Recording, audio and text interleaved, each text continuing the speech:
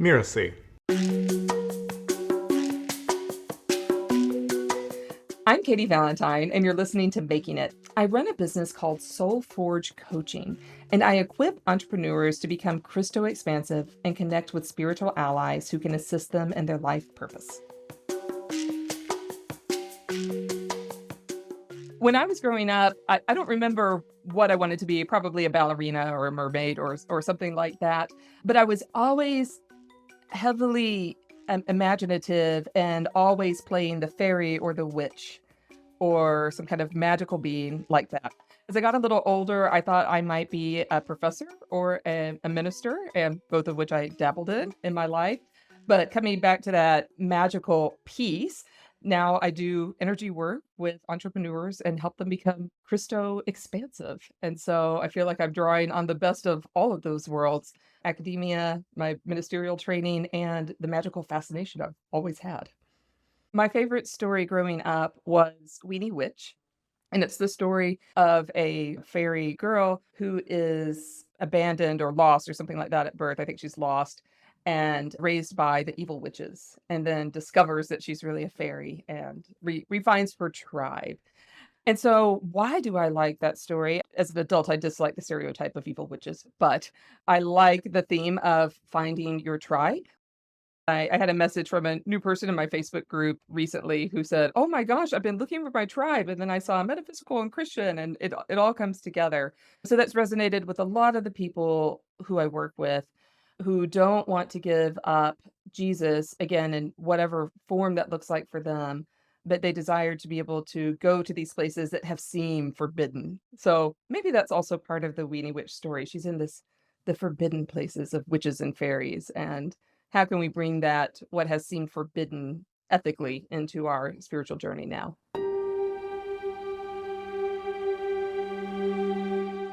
For me, making it means living my soul purpose, doing that with joy, creating the impact and the ripple effect that I feel like I have been called to make, and also growing personally. So never becoming stagnant in that journey. So I know that if I am helping other people expand, I have to be in a constant state of expansion myself, which has the temptation of feeling exhausting. But for those of us who are on a spiritual path, it rarely does. So it's always joyous, time consuming sometimes. But being able to bring others into this joy filled path is my soul's delight. Making it has definitely changed over time. I really began this journey from a very logical place of being in the academic world. So I have my PhD in the New Testament. So I thought for many years, from the time I was in my early 20s, that I would be a professor. And in some ways, my goal was very much the same: to help transform lives, help people understand what they thought the scripture was in a new way, let it be a book of life rather than the book of death that it so often is, and revolutionize that part within them. So in some ways I'm still doing that, but my vision of success back then was finding a tenure track position and entering into that and publishing a lot of academic papers. I felt very called by spirit to abandon that vision. And it was really hard to abandon it because it is so tied to an identity. The academic world is so tied to an identity. It is often, but not always, a very toxic place to be in as well. So giving up that particular dream was challenging, and I actually had to grieve it. So it required me to reformulate the way I thought about making it. And then when I began my business, when I began my entrepreneurial journey, I thought that I would be helping nice Presbyterian ladies understand what a chakra was. And I have done that, and that has been also really wonderful. But Spirit made it very clear very quickly that I was called to go much more expansive and much deeper than that. And I began to see the depth of pain that many Jesus followers were experiencing because of their toxic religious upbringing, and that many entrepreneurs were being held back by perceptions about what spirituality and business needed to look like. So breaking those open now is my definition of making it, but that certainly has evolved over the years from the box that I thought I would be in and that I was seeing myself in, to the lack of any box now. I am always engaged in some kind of learning or experience or exploration that is purely because I want to be there or because I felt called to be there. So, a good example is for the past year, I've been in a shamanic training course.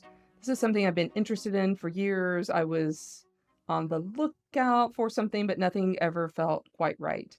And when the magical Instagram post came across my feed, I thought, "Oh, that is the one for me." I reached out and enrolled. And it's been a wonderful year of learning. I had zero concept when I began this training that it would benefit my business at all. But then I found in module 1 of this program that I've really designed my entire curriculum in a shamanic way. Now that was very unknowing. I didn't know I was doing that. But this journey has been powerfully healing for myself, and it's something I've had to go through on my own. So even just really recently, I've been exploring my past lives and ancestral healing. And I've come to the awareness that I've lived many lives where I was a healer, where I was a magical practitioner who abused their power. And this life and a few others have been dedicated to drawing from sources that are ethical, drawing from spiritual sources that have integrity.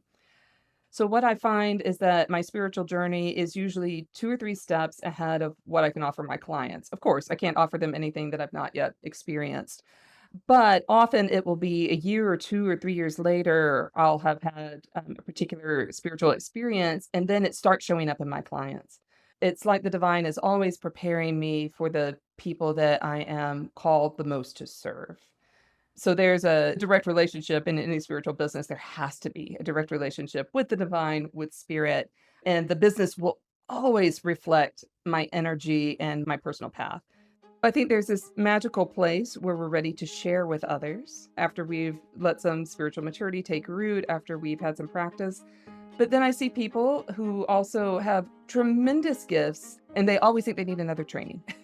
They need a couple more years of practice, and I think, "Oh my gosh, the world is not benefiting from your tremendous power and from you as a person with integrity who's ready to offer your healing to the world." So there's also something to be said about letting the seed take root, become embodied within us, and then jump off the high dive and just do it already. The world is a mess. We need more people. We need more entrepreneurs out there who are bringing their messages and their work of healing and transformation to the world. So at some point, get off the couch and just do it. When I felt the calling to be ordained, I thought, "Oh, no. This is not a calling that basically anyone wants." It means a lot of time, it means working with people in a very particular way, but if you hear a calling and you think, "I don't wanna do," that's probably a good sign, because living into our calling requires depth, it requires dedication, it does require some sacrifice of time, of money, of sometimes of relationships. It requires that we abandon an old way of being and that we enter into a new way of being. And that's not easy, but it's ultimately very fulfilling. But it requires constant self reflection, self perception. So if you have an uneasiness about your calling in life and think that it may require you to do things you've never done before, then it's a calling. If you are thinking that you might go to Disneyland because it sounds like fun, that's a whim and you can still do it and have fun, but they're going to feel qualitatively quite different.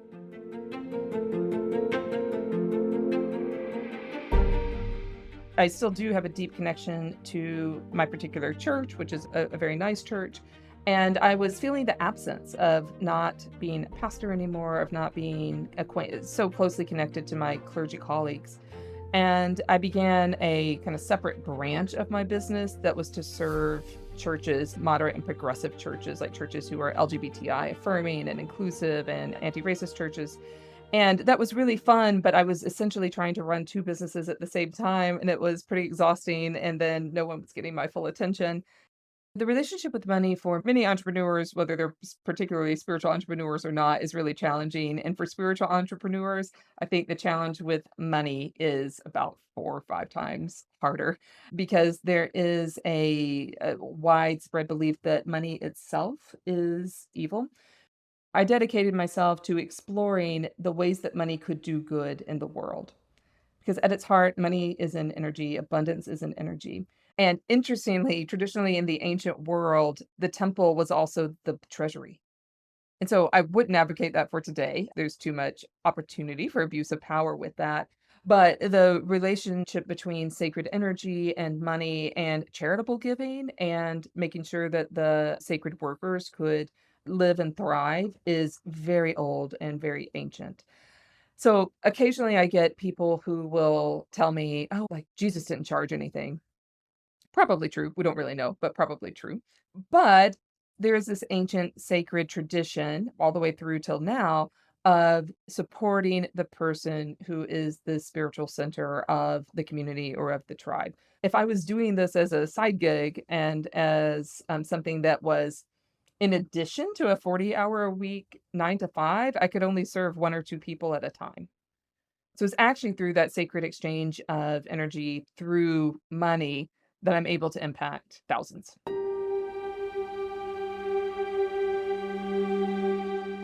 If I could give advice to my younger self, who was fascinated with mermaids and magic and Jesus and the Bible and all of that all at once, I think it would be to keep the magic alive and to keep exploring it. I'm Katie Valentine, and you've been listening to Making It. You can find me at soulforgecoaching.org. You spell Soulforge, Soulforge.